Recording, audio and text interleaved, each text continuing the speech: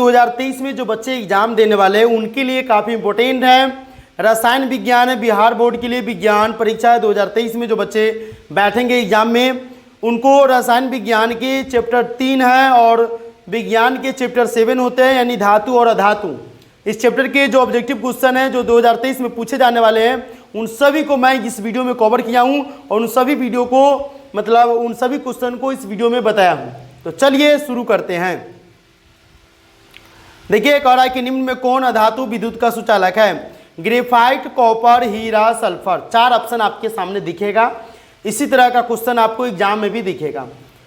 तो 4 ऑप्शन है, पूछ रहा है कि अधातु इसमें से कौन अधातु विद्युत का सुचालक है। 4 ऑप्शन है। आप लोग बताइए, आप लोग पढ़े होंगे, आपके टीचर भी पढ़ाए होंगे।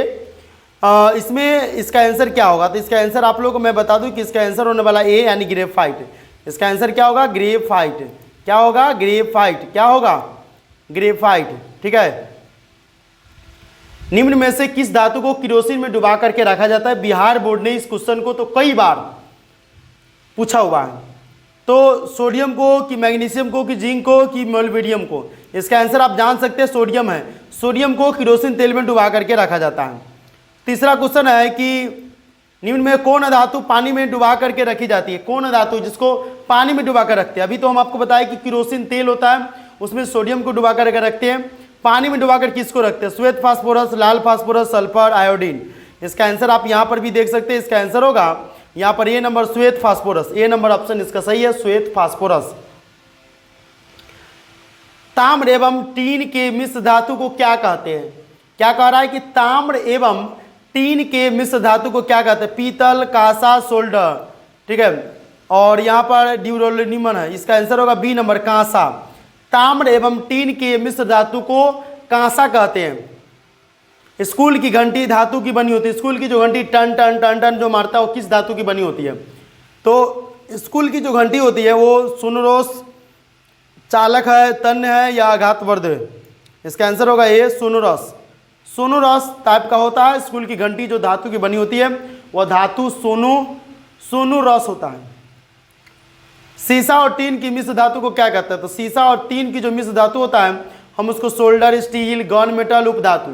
तो सीसा और टीन की जो मिश्र धातु उसको ऑप्शन में हम देख लेते हैं। ए नंबर सोल्डर होगा। ए नंबर क्या होगा? सोल्डर। क्या होगा? A number solder. सीसा और टीन की मिश्र धातु को सोल्डर कहते हैं।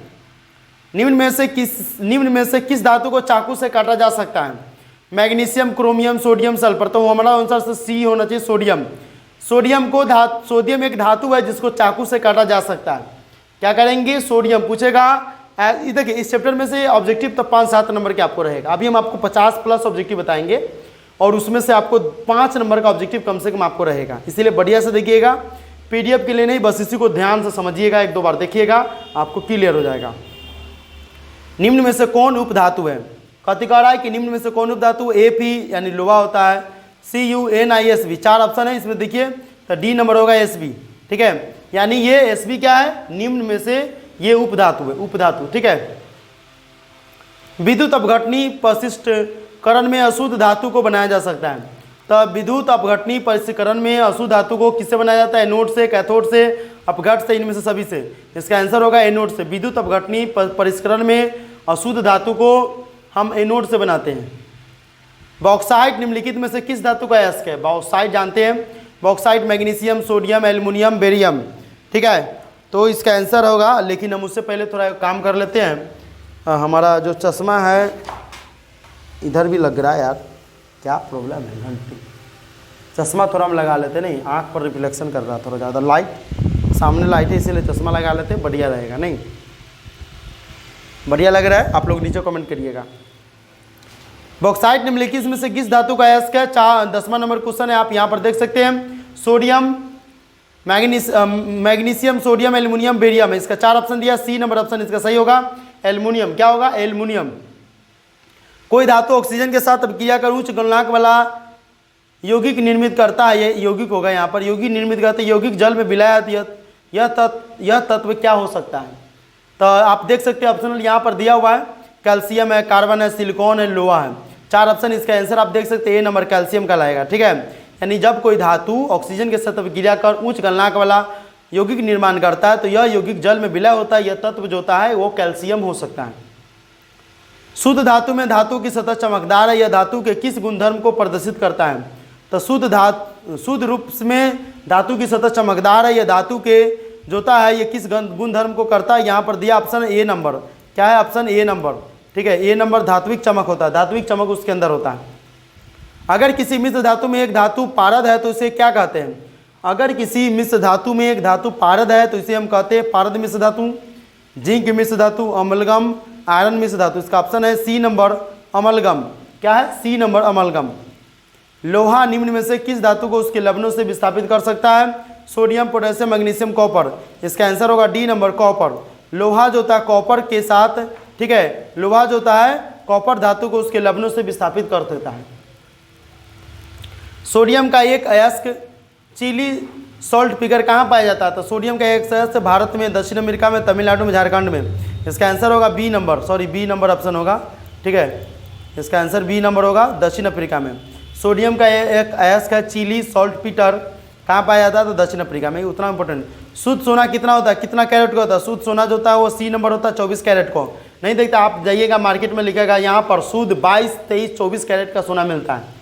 तो शुद्ध जो सोना होता है उसे आभूषण नहीं बनता, 24 कैरेट से कभी भी आभूषण नहीं बनता, क्योंकि वो इतना तन होता है कि टूटिए जाएगा।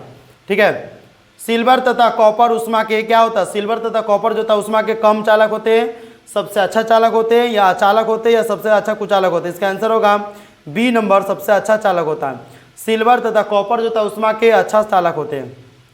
लेड उष्मा का क्या होता है? लेड जो होता है वो उष्मा का अचालक होता है, चालक, चालक, अचालक दोनों, इनमें से सभी। इसका आंसर होगा ए नंबर अचालक। लेड जो होता है वो उष्मा का अचालक होता है। एक्वारेजिया किन दो अम्लों का ताज़ा मिश्रण है? एक्वारेजिया जो होता है ए नंबर में, यहाँ पर देखिए इसका आंसर आप दिखा दे ए नंबर। सांद्र हाइड्रोक्लोरिक अम्ल तथा सांद्र नाइट्रिक अम्ल के ये ताज़ा मिश्रण होता है। कौन सा धातु कमरे के तापमान पर तरल अवस्था में पाया जाता है? Mercury, bromine, sulphur, sodium. इसका आंसर होगा बी नंबर ब्रोमीन। क्या होगा? ब्रोमीन। कौन सा धातु कमरे के तापमान पर तरल अवस्था में पाया जाता है? ब्रोमीन। धातुएं उष्मा तथा विद्युत के कैसी होती है? तो धातुएं उष्मा तथा विद्युत के अचालक, चालक, ए और बी दोनों, इनमें से कोई नहीं। इसका आंसर होगा सी नंबर, ए और बी दोनों। धातुएं आवर्त सारणी में किस ओर स्थित होती है? धातुएं आवर्त सारणी में बाईं ओर, दाईं ओर, लैंथेनाइट तत्वों के साथ, इनमें से कोई नहीं। इसका आंसर होगा ए नंबर, बाईं ओर केंद्र में, बाईं ओर केंद्र में।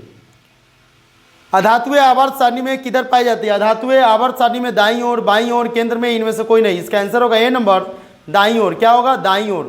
अधातुएं आवर्त सारणी में दाईं ओर पाई जाती है। धातु द्वारा त्यागी गई इलेक्ट्रॉन की संख्या को उस धातु तत्व का क्या कहा जाता है?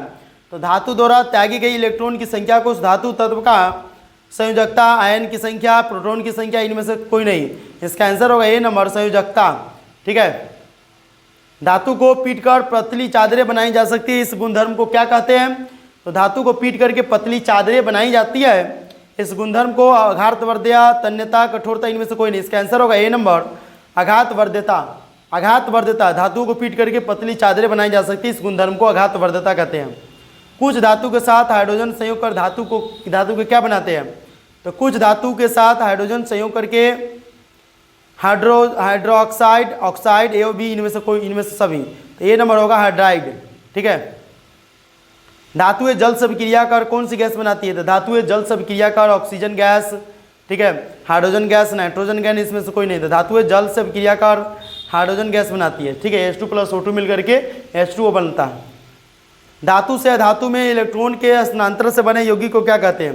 तो धातु से अधातु में जो इलेक्ट्रॉन होता है, इलेक्ट्रॉन के स्थानांतरण से बने जो यौगिक होता है उसको हम क्या कहते हैं? ऑप्शन यहाँ पर दिया और बी नंबर, आयनिक यौगिक कहते हैं। क्या कहते हैं? आयनिक यौगिक। निम्न में से कौन अधातुएं है? निम्न में से कौन अधातुएं हैं? H, Zn, Mg, Fe। इसका 4 ऑप्शन है। ए नंबर ऑप्शन होगा हाइड्रोजन। हाइड्रोजन, हीलियम, नियोन होता है, यहाँ पर हाइड्रोजन होगा। मिश्र धातु कैसा होता है? तो मिश्र धातु विद्युत के कुचालक, विद्युत के सुचालक, अतिचालक, अर्धचालक। इसका आंसर होगा विद्युत के कुचालक। धातु के ऑक्साइड जल में घुलकर क्या बनाते हैं? धातु के ऑक्साइड जल में घुल करके ऑप्शन बी नंबर क्षार बनाता है। क्या बनाता है? क्षार। धातु के ऑक्साइड जल में जब घुलता है तो क्षार बनाता है। धातु के ऑक्साइडों को क्या कहा जाता है? धातु के जो ऑक्साइड होता है उसको क्षार, भस्म, लवण या कोई नहीं। इसका आंसर होगा बी नंबर, भस्म। क्या कहते हैं उसको? धातु के ऑक्साइड को भस्म कहते हैं। धातु का ऑक्साइड जल में घुलकर क्या बनाता है? अम्ल, क्षार, लवण, इनमें से कोई नहीं। इसका आंसर होगा ए नंबर, अम्ल बनाता है। क्या बनाता है? अम्ल। सक्रियता श्रेणी में सबसे अधिक क्रियाशील धातु कौन होता है? इसका बी नंबर ऑप्शन होगा Na, सोडियम। निम्न में कौन सी धातु तार के रूप में उपलब्ध है? Copper, magnesium, calcium, lead. इसका आंसर होगा ए नंबर, कॉपर। कौन धातु है जिसका दहन चमकदार श्वेत ज्वाला के साथ संपन्न होता है? इसका ऑप्शन होगा C number, magnesium. C number, magnesium. कौन सी धातु है जो अधिक ताप पर भी ऑक्सीजन से अभिक्रिया नहीं करती? लोहा, एल्युमिनियम, सोना, पोटेशियम। इसका ऑप्शन नंबर होगा सी नंबर, सोना। सोडियम तथा पोटेशियम धातु तेजी से अभिक्रिया करता है, गर्म जल के साथ, ठंडे जल के साथ, भाप के साथ, सभी के साथ। इसका बी नंबर ऑप्शन होगा ठंडे जल के साथ। ठीक है। कौन सी धातु जल में डालने पर तैरने लगती? Potassium, magnesium. ठीक है, पोटेशियम, मैग्नीशियम दिया हुआ है, कैल्शियम, निकेल। 4 ऑप्शन है। इसका आंसर क्या होगा? इसका आंसर होगा सी नंबर, कैल्शियम। क्या होगा? कैल्शियम। धातु के ऑक्साइड हाइड्रोक्लोरिक अम्ल के साथ अपक्रिया कर कौन सा उत्पाद बनाता है? तो धातु के ऑक्साइड हाइड्रोक्लोरिक अम्ल के साथ अपक्रिया करके, इसका ऑप्शन आप देख लीजिए, सबसे अच्छा होगा धातु का क्लोराइड प्लस में जल बनाता है। इनमें से कौन सी धातु चमकीला है? Sulphur, carbon, iodine, bromine. इसका ऑप्शन नंबर डी होगा, ब्रोमीन। धातु के बर्तन में खाना बनाया जाता है क्योंकि उष्मा का क्या होता है? धातु के बर्तन में खाना, क्योंकि उष्मा का ये सुचालक होता है। क्या होता है? सुचालक। कैल्शियम और मैग्नीशियम धातु जल पर तैरने लगती है क्योंकि उनकी सतह पर एक गैस चिपक जाता है। वो गैस कौन सी होती है? तो वो गैस यहाँ पर ऑप्शन देखते हैं, हाइड्रोजन गैस होता है। कैल्शियम और मैग्नीशियम धातु जल पर तैरने लगता है क्योंकि उसकी सतह पर एक गैस चिपक जाता है। वह गैस कौन सी होती है? तो हाइड्रोजन गैस। कौन सी धातु जल के साथ अपक्रिया करती है? सोना, लेड, सिल्वर, पोटेशियम। इसका आंसर नंबर डी होगा, पोटेशियम। क्या होगा? पोटेशियम। इनमें से कौन सी धातु द्रव अवस्था में पाई जाती है? सिलिकॉन, चांदी, लोहा, मरकरी। इसका आंसर होगा डी नंबर, मरकरी। मरकरी हमारा हमेशा द्रव अवस्था में पाया जाता है। सिल्वर और गोल्ड धातु का परिष्करण किस विधि द्वारा किया जाता है? विद्युत अपघटन द्वारा, चुनकर, चुंबक द्वारा, अपचयन द्वारा। इसका आंसर नंबर ए होगा, विद्युत अपघटन द्वारा। सक्रियता श्रेणी के नीचे आने वाली धातुओं का निष्कर्षण कैसे किया जाता है? इसका ऑप्शन होगा ए नंबर, धातु के ऑक्साइड को केवल गर्म करके। सक्रियता श्रेणी के मध्य में स्थित धातुओं का निष्कर्षण किया जा सकता है। इसका ऑप्शन होगा बी नंबर, धातु के ऑक्साइड में बदलकर कार्बन द्वारा अपचयन करने पर। लंबे समय तक लोहे की कांटी को आर्द्र वायु में छोड़ देते हैं और जब हम उसे छोड़ते हैं तो उसकी सतह पर किस रंग की परत पड़ जाती है? 4 ऑप्शन है, लाल, पीला, काले, भूरे। इसका आंसर होगा डी नंबर, भूरे रंग की। अगर लोहे में 0.05% कार्बन मिला दिया जाए तो यह क्या होगा? ऑप्शन 4 है यहाँ पर, ऑप्शन होगा बी नंबर, प्रबल तथा कठोर हो जाता है। प्रबल तथा कठोर हो जाता है। अगर लोहे में 0.05% कार्बन मिला दिया जाए तो प्रबल तथा कठोर हो जाता है। पीतल क्या है? पीतल धातु, अधातु, मिश्र धातु, उपधातु है। इसका आंसर होगा सी नंबर, मिश्र धातु। सल्फर के अयस्क के नाम क्या हो सकता है? इसका आंसर होगा ए नंबर, सल्फाइड। सल्फर के अयस्क के नाम से सल्फाइड ही हो सकता है। इस्पात में कितना प्रतिशत कार्बन है? इस्पात में 3, 4, 5, 2। इसका आंसर होगा 2%।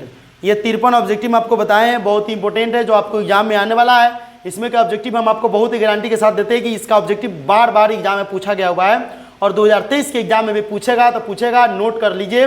वीडियो पसंद है, वीडियो को लाइक कर दे, चैनल को सब्सक्राइब कर दे।